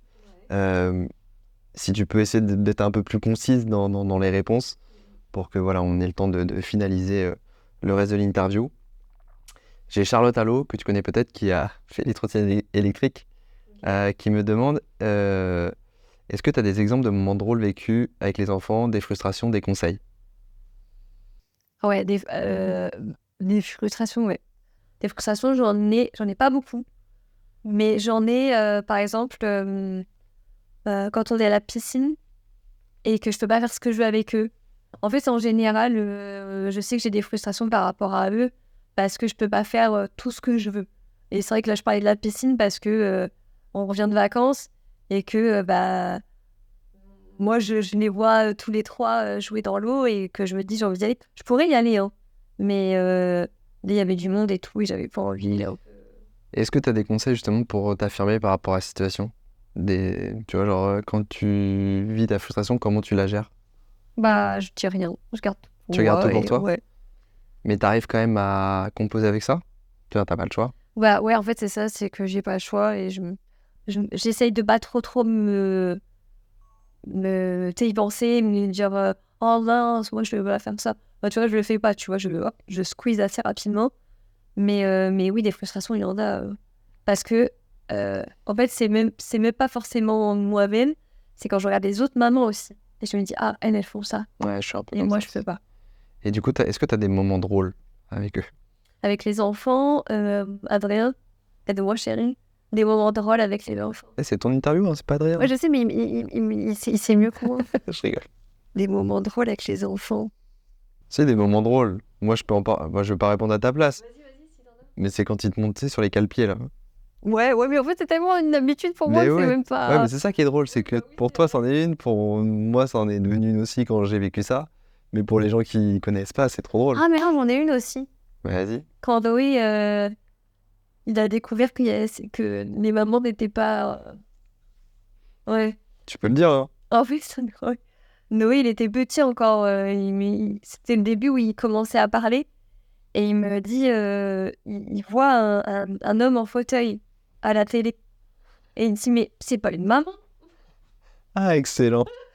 Tu te souviens qui c'était? Non, c'était une pub ou je sais plus, tu vois, c'était pas... Il était tout petit et je sais pas... C'est trop drôle, l'innocence. Je dis, mais c'est pas une maman! Ben moi, je peux parler avec ma nièce qui me disait, j'étais au centre de l'éducation et elle me dit, Martin, elle me dit, tonton, elle me dit, pourquoi tu mets des chaussures? Je dis, bah, faut bien que je m'habille. Elle me dit, bah, tu marches pas. Donc, Bah ça oui, sert à bah rien. c'est vrai. Donc, en fait, c'est super. Elle a raison. C'est trop drôle, l'insouciance des enfants. Ouais, c'est clair. Il y a Firmi Anaïs qui me dit comment raconter son accident à ses enfants, le chemin parcouru, etc. Est-ce que c'est des choses que tu abordes avec eux? Ouais, facilement. Parce que je veux pas que ce soit un sujet tabou. Noé, la première fois qu'il m'a posé la question, et j'étais contente qu'il me pose la question, mais c'est pareil, c'était au tout début, il a commencé à parler, et je sais même pas s'il avait 3 ans. Et aujourd'hui, quand on me pose la question, je regarde Noé, je dis, ah, Noé alors, pourquoi maman elle est en fauteuil? Et c'est lui qui répond.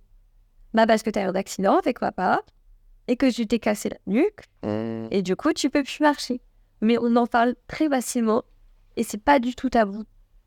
Et à partir du moment où j'ai su que j'étais enceinte, je me suis tout de suite dit ça.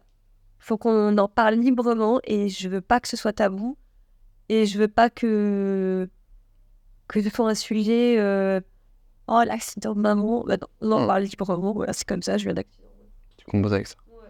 Et du coup, c'est bien parce que ça me permet de rebondir sur deux choses qui sont pas des questions de Anna Yogita et Magic Johnson.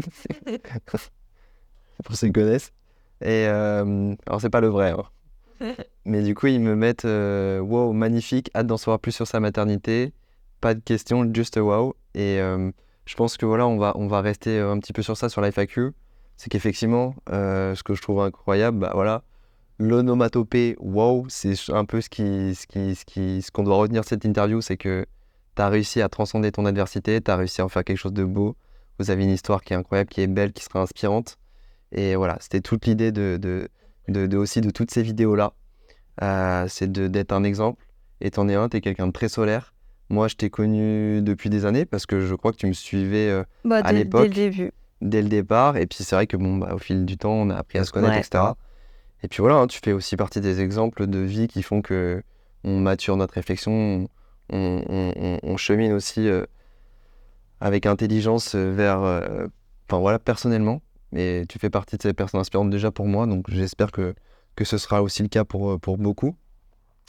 Là, on va passer à la dernière rubrique de cette interview, qui est la question signature de confidence. Donc, c'est parti pour la question signature de confidence. Alors écoute, la question signature, tu la connais, Lola. Du coup, aujourd'hui, c'est toi qui témoigne, qui partage ton témoignage. Et est-ce que tu aurais quelqu'un en tête, qui que ce soit, ta carte blanche, que tu aimerais peut-être voir dans Confidence dans une prochaine interview?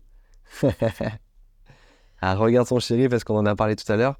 C'est vrai que dans l'idéal, ce serait hyper intéressant d'avoir son témoignage à lui.